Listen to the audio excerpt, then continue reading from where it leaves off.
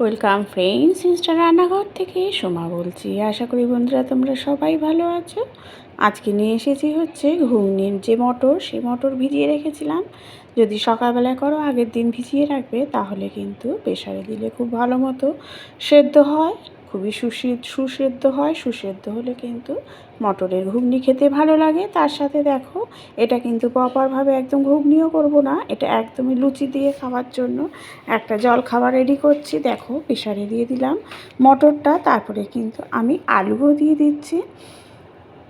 জল দিয়ে দিলাম, দিয়ে দেওয়ার পরে একটু নুন দেব। নুন দিলে কিন্তু সেদ্ধ খুব ভালো হয়, সেই জন্য নুনটা দিয়ে তারপরে আমি আলুটা দিয়ে দেব। সব দিয়ে কিন্তু একসাথেই সিটি মারবো। আর এইদিকে দেখো, বলেছি লুচি দিয়ে খাবো, সেই জন্য লুচিটাও কিন্তু আমি ভেজে নিচ্ছি। আর ওইদিকে প্রেসারে আমি বসিয়ে দিয়েছি হচ্ছে ঘুগনি মটর আমি কিভাবে করব, তার সাথে যে সকালবেলা খুবই চটজলদি লুচি দিয়ে খাওয়ার জন্য তরকারিটা কিভাবে রেডি করছি, তোমরা সেটা দেখতে থাকো।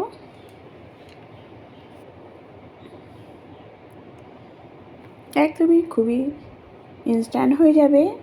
দেখো, ময়দা দিয়ে আমি আগে লুচিটা ভেজে নিচ্ছি।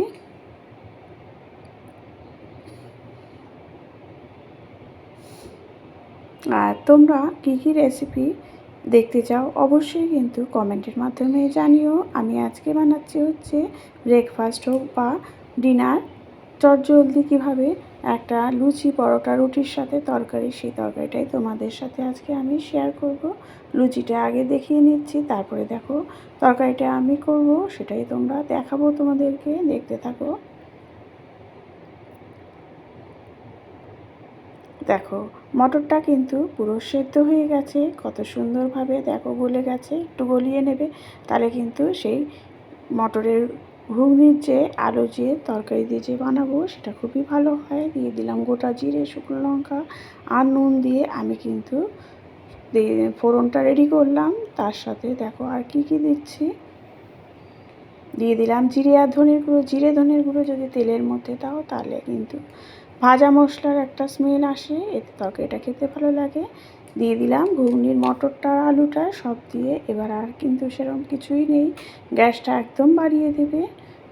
এখন আমি দিয়ে দিচ্ছি হচ্ছে একটু চিনিটা দেওয়ার পরে আমি একটু হলুদ দেব। হলুদ দিয়ে বেশ কিছুক্ষণ ফুটিয়ে নেব। বেশ কিছুক্ষণ ফোটাতেই কিন্তু আমার এই ঘুগনির মটর যে লুচি দিয়ে খাওয়ার জন্য সেই তরকারিটা কিন্তু রেডি হয়ে যাবে। দেখো আর কি দিচ্ছি হচ্ছে একটু ধনেপাতা আর একটু কাঁচা লঙ্কা সব দিয়ে এবার আমি এটা নামিয়ে নেব। এটা কিন্তু ঘুগনির মতো রেডি করছি না, কিন্তু ঘুগনির মটর দিয়ে লুচি দিয়ে খাওয়ার জন্য যে তরকারিটা করছি, সেই তরকারিটা তোমাদের সামনে নিয়ে আসলাম। এইভাবে চটজলদি কিন্তু একটা তরকারি রেডি করাই যায়, তার সাথে চা থাকবে আর লুচি, ব্যাস তাহলেই কিন্তু ঠিক জমে যাবে। এরকম একটা টেক্সচার এসছে, ব্যাস রেডি হয়ে গেল ঘুগনির মটর দিয়ে একটা লুচি দিয়ে খাওয়ার জন্য তরকারি। ঠিক চটজলদিও হয়ে যায়, খেতেও ভীষণই সুস্বাদু হয় গরম গরম।